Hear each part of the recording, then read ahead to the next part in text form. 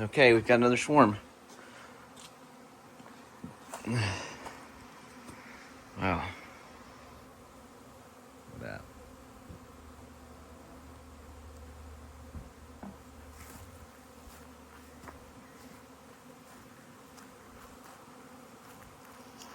Where are they headed?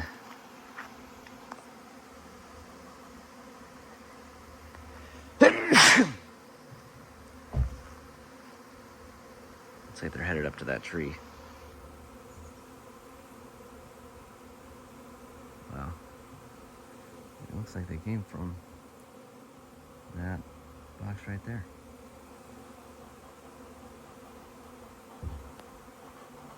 Wow.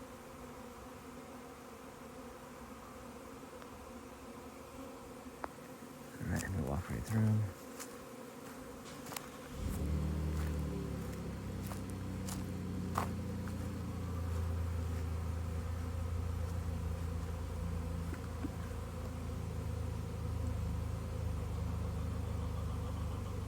Wow, look at that. It's kind of crazy looking at a swarm. Like if I zoom out, it's harder to see these things. But look at that. Gosh, so crazy.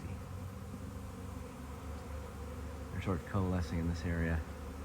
Sometimes bees will swarm and their queen won't make it out of the hive and they'll go back. So the process for preparing for a swarm for bees in most cases is they don't feed the queen for about a week and she shrinks till she's small enough where she can fly. Otherwise she's too fat, she's too heavy to fly. And so the queen has to make her voyage with them. And you can see they're starting to land on these little branches here. And so the queen's probably landed somewhere up there and they're all gonna land around her and like form a big ball. And then I'm gonna get up on a ladder and I'm gonna cut that branch and I'm gonna put them into a bucket or a box and then I'm gonna transfer them into a hive.